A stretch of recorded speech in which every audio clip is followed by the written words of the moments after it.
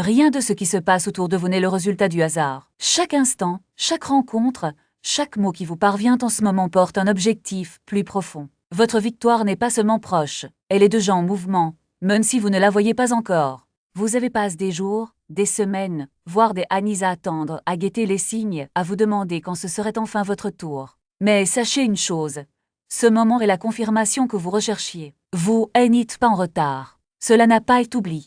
C'est exactement là où il devrait être. Ce que vous entendez maintenant est l'écho de votre propre essence, un appel intérieur qui revient pour vous rappeler qui vous êtes, réellement que la force créatrice qui habite votre esprit n'est pas le reflet du monde. Elle est le modèle original du monde. Ce que vous avez dans votre imagination, lorsqu'il est rempli d'émotions authentiques, se matérialise. Cela signifie que votre réussite, votre abondance, votre amour, votre transformation, tout commence en vous. Vous n'êtes pas là pour chasser ces choses.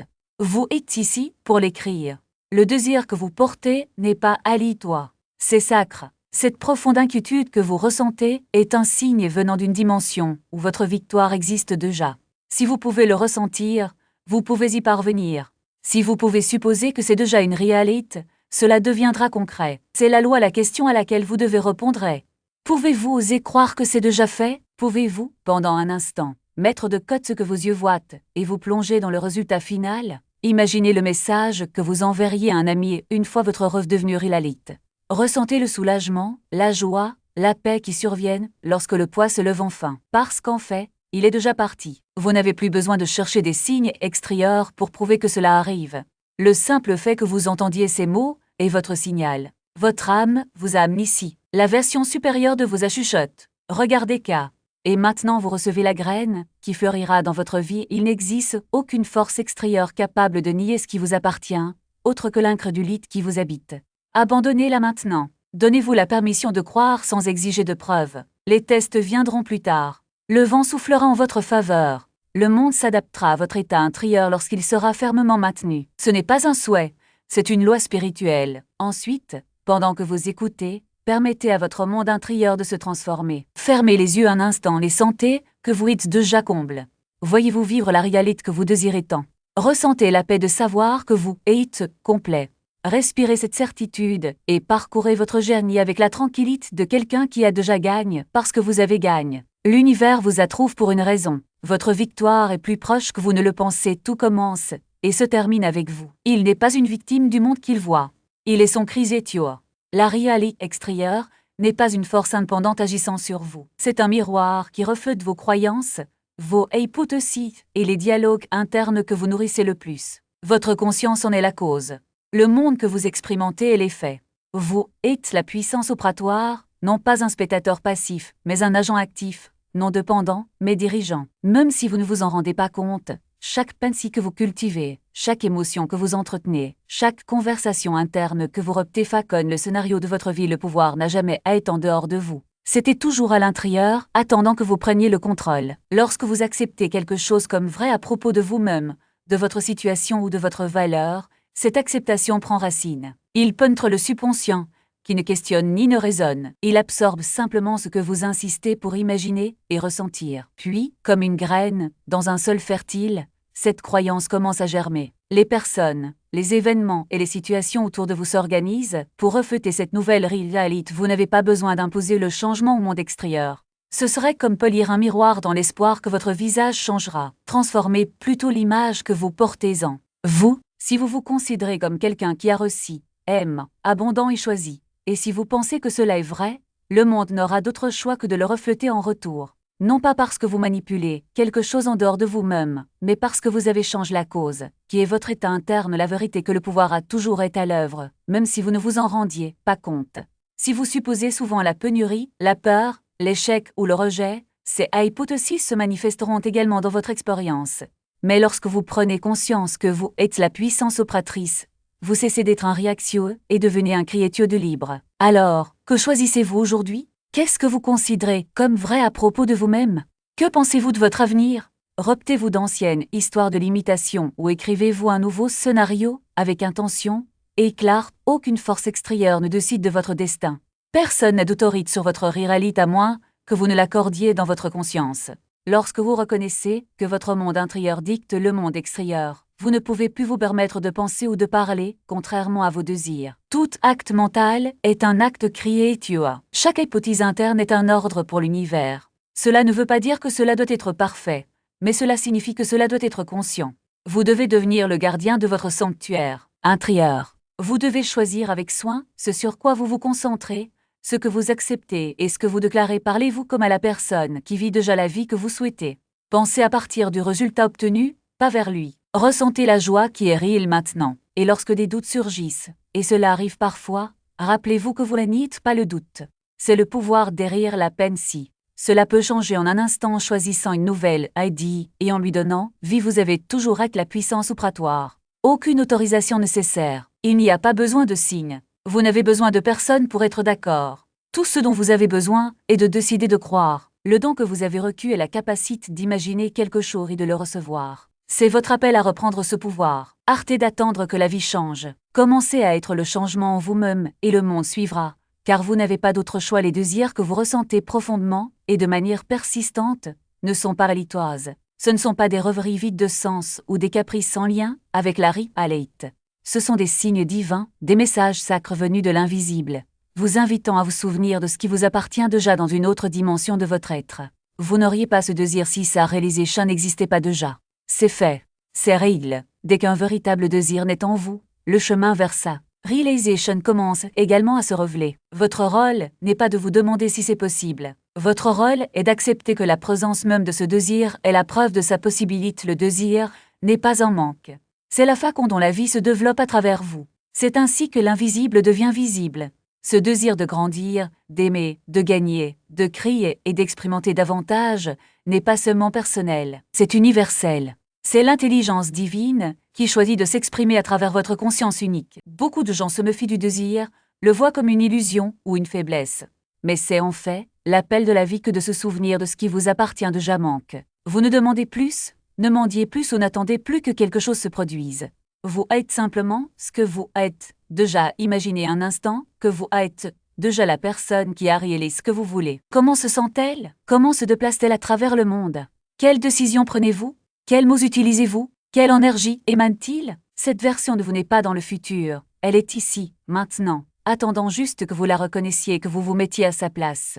Lorsque vous acceptez cette identité intérieurement, quelque chose d'extraordinaire se produit. Le monde extérieur commence à se réorganiser pour refléter cette nouvelle réalité. Ce n'est pas de la magie, c'est de la mécanique spirituelle. Le subconscient, qui régit la plupart de vos actions et perceptions, ne fait pas la distinction entre ce qui est réel et ce qui est vivement imagine. Si vous vous considérez comme quelqu'un qui a déjà ce que vous voulez, votre subconscient accepte cette image comme vérité et agit pour la concrétiser.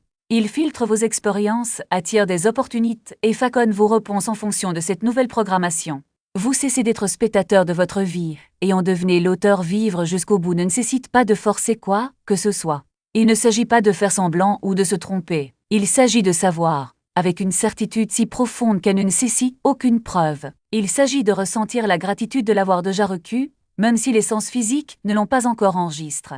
Cette gratitude est le carburant qui accélère la manifestation, car elle élimine la résistance du doute et laisse la place au désir de se matérialiser sans effort. Beaucoup de gens confondent vivre jusqu'au bout et illusion, mais c'est exactement le contraire. L'illusion, c'est de croire qu'il faut se battre, souffrir ou prouver sa valeur pour mériter ce que l'on veut. La vérité est que vous en êtes déjà digne, non pas à cause de ce que vous avez fait, mais à cause de qui vous êtes.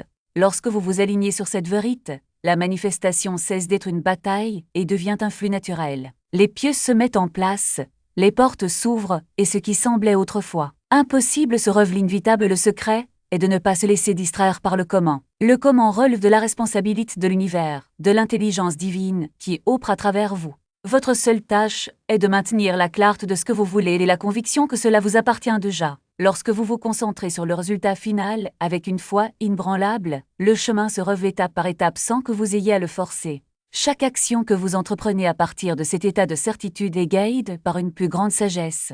Comme si une main invisible alignait tout en votre faveur. Cela ne veut pas dire que vous devez rester immobile et attendre que des choses tombent du ciel. Cela signifie que vous agissez à partir de la réalisation, et non vers elle.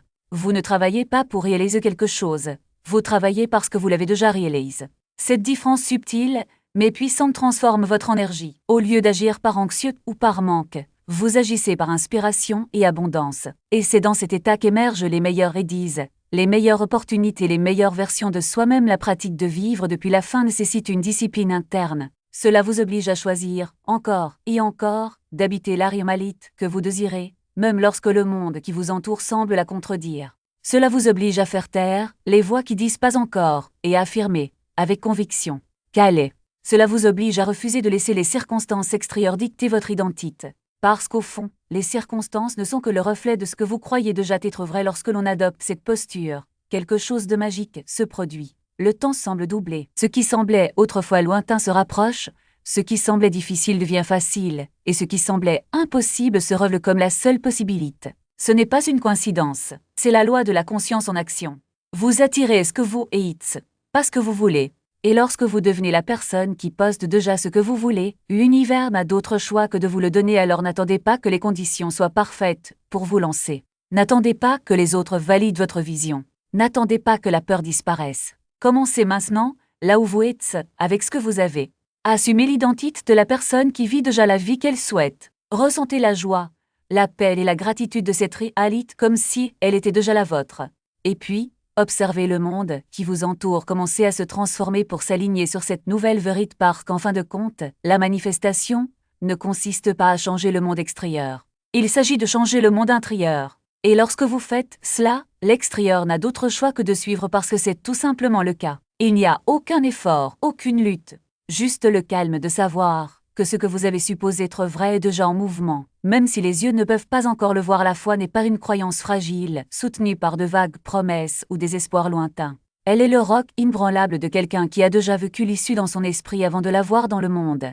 C'est comme si vous étiez dans une pièce sombre, tenant une lampe de poche allumée. La lumière n'a pas besoin de demander la permission pour exister. Elle est tout simplement. Et à mesure que vous avancez, le chemin se révèle, non pas parce que vous l'avez forcé à apparaître, mais parce que la lumière était déjà là, illuminant ce qui a toujours été là. Lorsque vous opérez à partir de ce lieu de certitude intérieure, quelque chose d'extraordinaire se produit. Le monde qui vous entoure cesse d'être un obstacle et devient un reflet. Les circonstances cessent de dicter qui vous êtes et commencent à répondre à qui vous avez déjà décidé d'être. Ce n'est pas que les choses changent comme par magie du jour au lendemain.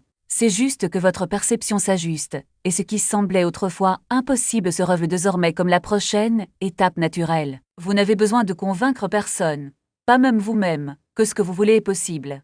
Vous savez simplement, et cette connaissance est plus puissante que n'importe quel argument. Mais voici le détail crucial. La foi ne vous oblige pas à ignorer la réalité actuelle. Il vous demande de le transcender. Il ne s'agit pas de nier ce qui est sous vos yeux, mais de choisir quelle version de la réalité vous habiterez. Si vous regardez votre compte bancaire et constatez la pénurie, mais décidez de vivre comme quelqu'un qui est déjà prospère, vous ne vous mentez pas. Vous entraînez votre esprit à reconnaître une vérité plus profonde. L'argent n'est qu'une forme d'énergie, et l'abondance existe déjà en vous, attendant de se manifester.